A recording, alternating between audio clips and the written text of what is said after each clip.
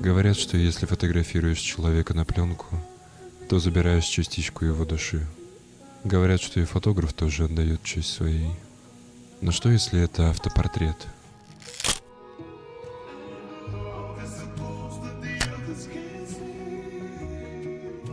У всех есть идеи, которые мы несем.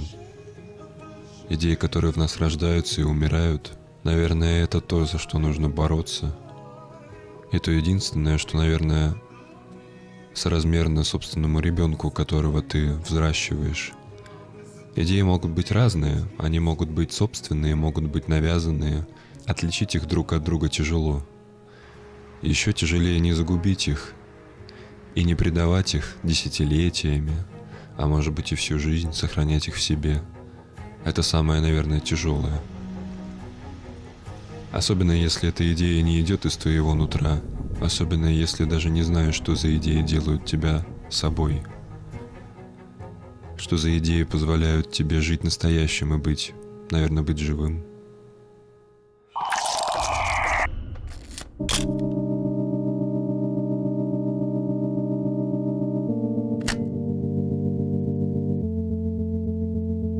Мне лет 8. Я сижу в комнате, но эта комната пустая.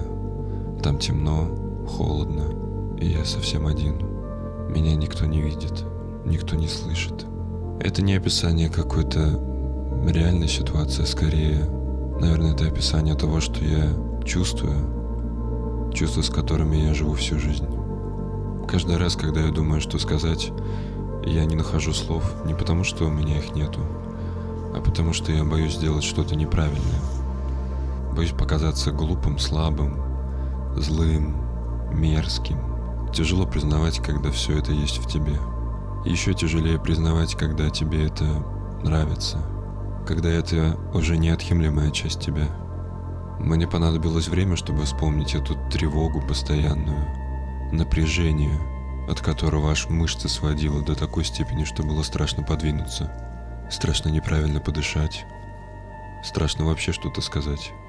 Может быть, поэтому мне так тяжело говорить, особенно говорить что-то не обдумав по много раз.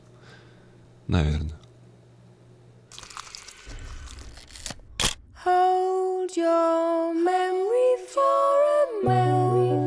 Я часто ловлю себя на ощущении, что я застрял. Наверное, в своих мыслях, переживаниях, воспоминаниях, старых эмоциях.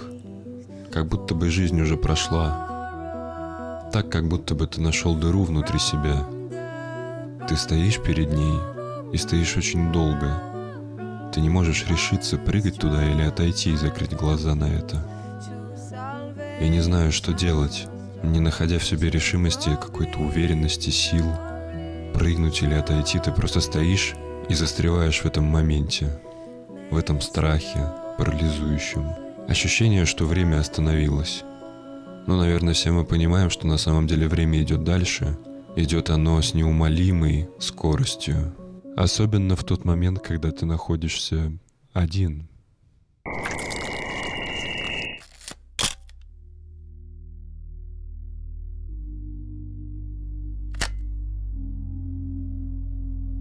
Мне лет 8. Мне страшно, грустно, одиноко. Я посреди темной комнаты, в которой ничего, кроме меня, нет.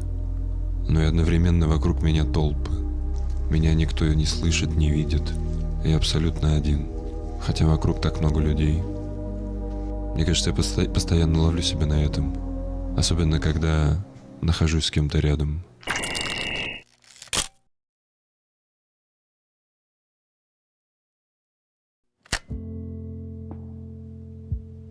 Каждый снимок, каждая фотография, каждый я на этой фотографии, по сути, это тот я, которого уже нет. И те идеи со мной, что были, возможно, они уже в каком-то смысле мертвы. И что тогда делает меня мной? Ведь с каждым снимком я меняюсь, даже если прошло относительно немного времени. И смотря на каждый снимок, я вижу на самом деле не себя. Мне тяжело разглядеть себя даже в отражении. Как будто бы в отражении кто-то другой. Кто-то, кто притворяется мной. Кто-то, кто не умеет говорить «я». Наверное, тот, кто умеет лишь рычать. И смотря на каждый снимок, я вспоминаю лишь одну фотографию. Мне кажется, это тот момент, когда я впервые почувствовал все эти чувства разом. Я почувствовал себя невидимым, будто бы меня не существует. Будто бы то, что я чувствую, не важно.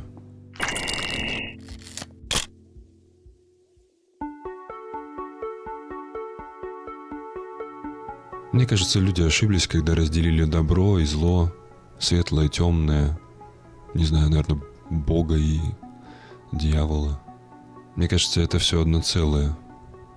Мне кажется, это один и тот же снимок, просто с разных ракурсов. Наверное, точно так же и я единое целое с теми частями себя, на которые смотреть не хочется. Ровно как и что-то бессознательное внутри меня. Что-то темное, что-то светлое. Это все часть чего-то одного и того же. Людям очень просто отрицать это. И мне нравится мысль того, что это может оказаться частью их самих. Смотря на это, внутри всплывает злоба какая-то. Думая о том, как я далек от других людей. Понимая это, я лишь чувствую себя еще больше одиноким. Наверное, по большей части я уже с этим свыкся. Я как будто, чем дальше я взрослею, тем больше понимаю, что, наверное, я выбираю быть один. Ведь в общении с другими я не вижу такого принятия, как я вижу его с самим собой теперь. И, наверное, в общении с собой одновременно я не вижу того же отвращения, что я вижу наедине с собой. Да и какой смысл притворяться кем-то другим?